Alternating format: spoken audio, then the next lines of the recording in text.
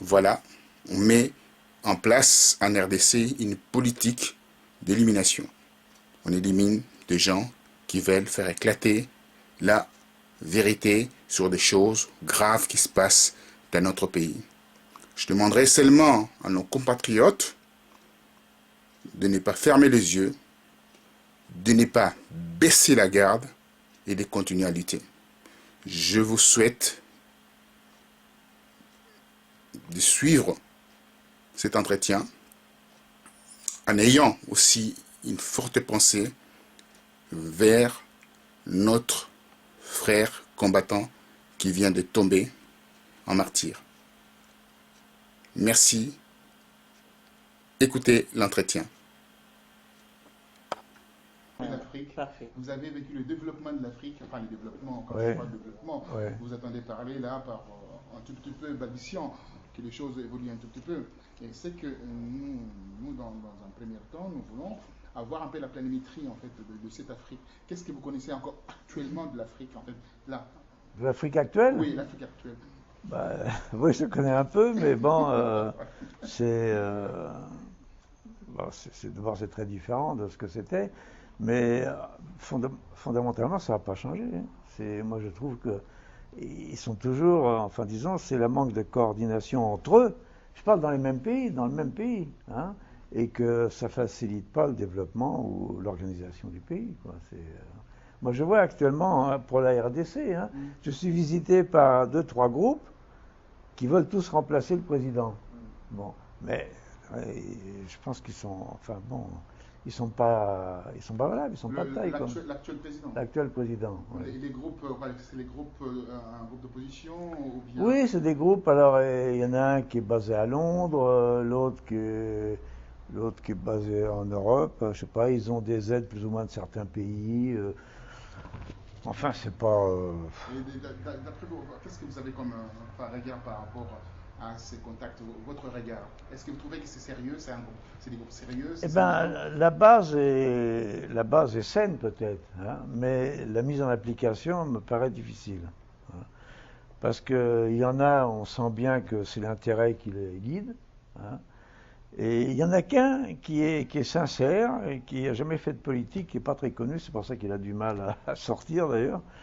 Mais c'est le seul, disons, qui a fait ses études en Angleterre et en France et en Belgique, et qui me paraît sain pour faire quelque chose, quoi. Mais j'ai pas. Sans citer les noms, on voit que c'est celui qui est à Londres. Non. Citer les noms? Non. Non, pas aujourd'hui. Non, sans citer le nom. Ils sont, oui, à Londres. À Londres, ils s'activent. Le seul, c'est celui qui est à Londres. Il y en a un qui est à Londres, oui, et qui est assez surveillé, c'est vrai, oui. Mais moi, je l'ai vu, ils sont venus ici, hein. Moi, je trouve que eux, c'est quand même l'intérêt qui les commande, hein. C'est bon. Je sais pas si c'est l'ambition, je dis bien l'intérêt, hein. L'intérêt, absolument. Ouais. On va dire. Alors, je sais pas si c'est bon, parce qu'en fait, tous ceux qui sont succédés là-bas, ça a toujours été par intérêt, hein. Et le président Kabila, vous le connaissez? Non, j'ai bien connu son père. Lui, non, je connais Son pas. père, alors parlons de son père.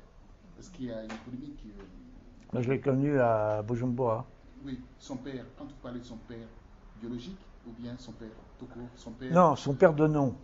Hein, son père. Son père de Laurent. nom, qu'est-ce que vous voulez dire par là de son père de nom? Est-ce que vous savez Eh ben, la polémique qui existe par Oui, rapport à cette il y a, histoire? oui, il y a une polémique. Oui, je sais. C'est Alors, bon. d'après vous, vous avez quoi comme... Bon, moi, je sais pas, hein, moi, j'ai connu Laurent là-bas.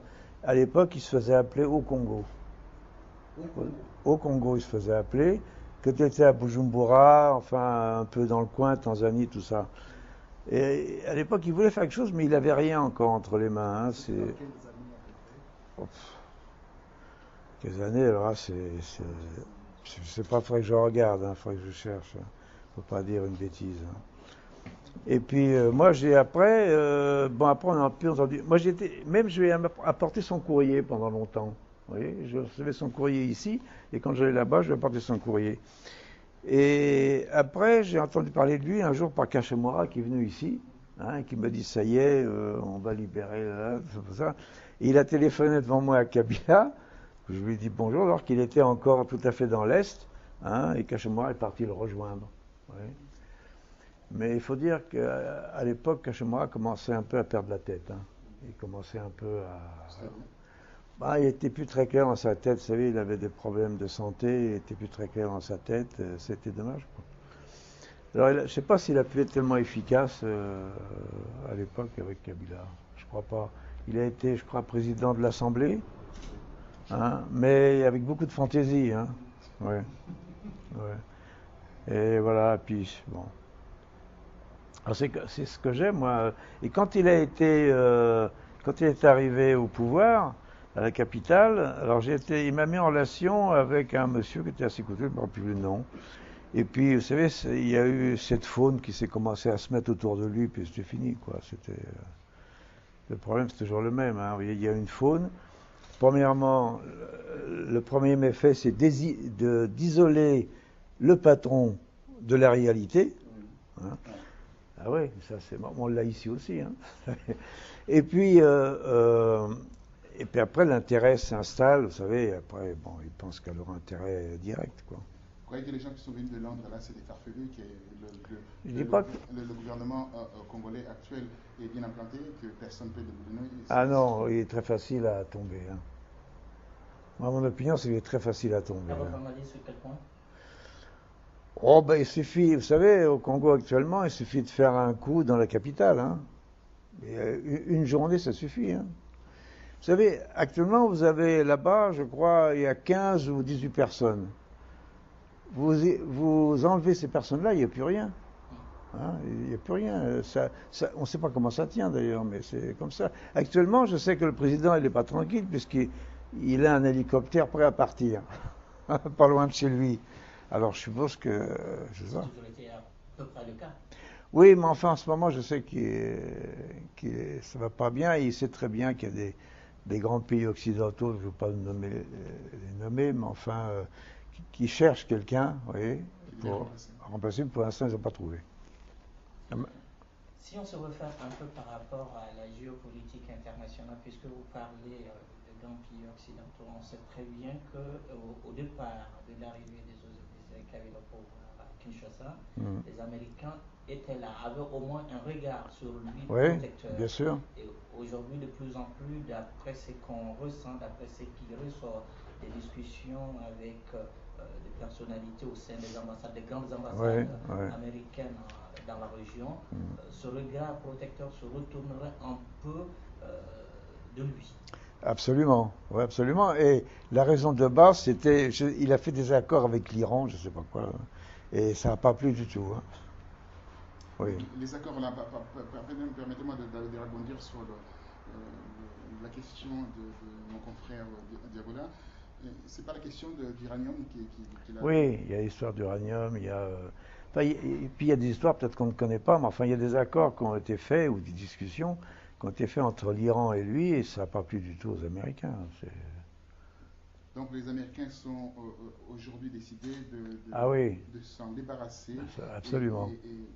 Et pourquoi? Donc ils n'ont pas encore quelqu'un actuellement pour remplacer, en fait. Je ne crois pas. Vous voyez, par exemple, il y a des compagnies du Texas qui devaient arriver ce mois-ci là-bas pour le pétrole. Hein, le pétrole. Bon. Ils ont retardé leur voyage, hein, pour en attendant que ça s'éclaircisse un peu, quoi. Alors je suppose que l'idée leur est pas venue comme ça, hein. Voilà. Donc on ne donne pas une longue vie à ces gouvernements-là. Non, et puis il ne fait rien pour la prolonger de toute façon. Vous savez, le pays, vous êtes là, dans un état lamentable. L'armée, il n'y a plus d'armée pratiquement. Ils ont plus rien qui fonctionne. Hein, il n'y a rien qui fonctionne. Et puis d'abord, est-ce que l'armée obéira? Je ne crois pas.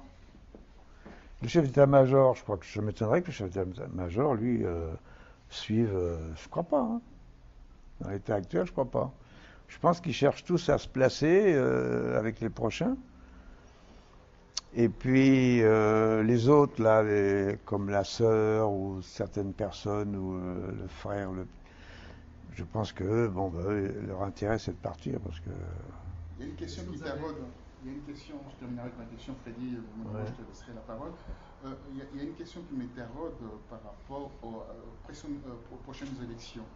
est-ce qu'il y aurait vraiment les élections présidentielles comme prévu? Est-ce qu'il y aura des élections présidentielles? Ça, c'est difficile, mais enfin, s'il se passe quelque chose, pour moi, ça devrait se passer entre maintenant et juillet. Hein. Quelque chose doit se passer, non? Oui, oui.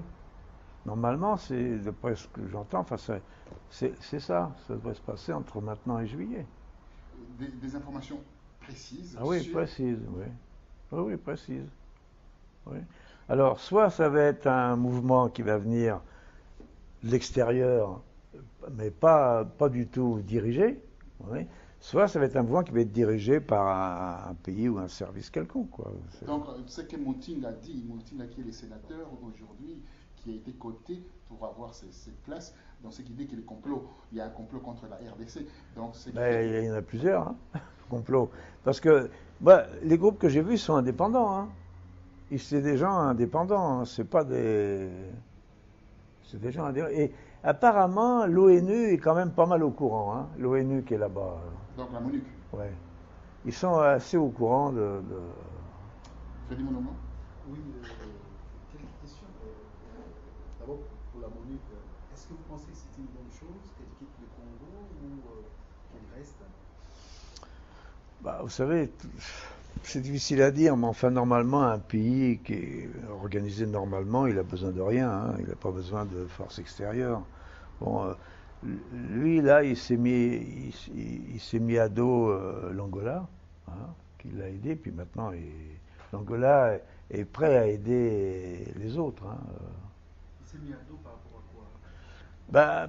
Parce que, je ne sais pas, il y a eu des problèmes entre le président et l'Angola. Hein. Après, ils ont une histoire de procès, là, pour, vous savez, à l'ouest, là, de pétrole, qui doit sortir bientôt. Et puis... Oui, oui, mais les Angolais, enfin bon, ils sont plus d'accord, quoi. Ils sont devenus presque des ennemis. Hein. Et à cette analyse, on voit, il y a l'Angola, il y a de façon beaucoup plus traditionnelle le Rwanda depuis quelques années, mais aussi il y a du côté du Congo-Brazza. Absolument. Aussi, on se réfère aux déclarations du président Sassou Nguesso, qui est passé demander à Paris, demander de l'aide par rapport à la frontière avec la RDC. À votre analyse, ces trois facteurs mis en relief, ça donne quoi? Ici, ça m'étonnerait qu'il aide, ça m'étonnerait beaucoup ici que... Vous voulez dire que la France serait aussi dans le coup, si on peut parler ainsi? Ils sont obligatoirement, ne serait-ce que au moins avoir un regard, vous voyez, ça les intéresse. Mais qui se mettent là-dedans, qui se compromettent là-dedans, je crois pas. Hein. Ça m'étonnerait beaucoup. Il y a un sommet de la francophonie vers le sud de la France. Ouais. Et il y a, à l'intérieur de ces sommets, il y a un mini-sommet de Grand Lac. Est-ce que ce sommet-là... Un ministre de... Un mini-sommet. Oui, mini-sommet. Un mini-sommet qui est composé de petits pays autour de la RDC, dont le Rwanda, qui sera bien entendu présent. Vous ne croyez pas que c'est le déclencheur, c'est pas le déclencheur de cette opération? Je ne crois pas, parce que je crois que les pays occidentaux ils n'ont pas tellement confiance à l'est du Congo. Hein. Je ne crois pas que s'il y a une solution, ça ne passera pas par Rwanda. Ça m'étonnerait beaucoup. Ils n'aiment pas beaucoup, ils se méfient. Hein. Ils se méfient beaucoup, parce que par là, il y a le Soudan qui est pas loin, il y a, vous savez, et puis il y a Kadhafi aussi qui a des idées assez particulières. Hein, Kadhafi, il voulait envoyer 3000 hommes pour faire le coup à Kinshasa. Attendez, qui peut avoir confiance en Kadhafi, hein? Il est fantasque, mais bon. Ouais. Les 3000 hommes, là, c'est avec Ngwanda. Vous connaissez les Ngwanda? Oui,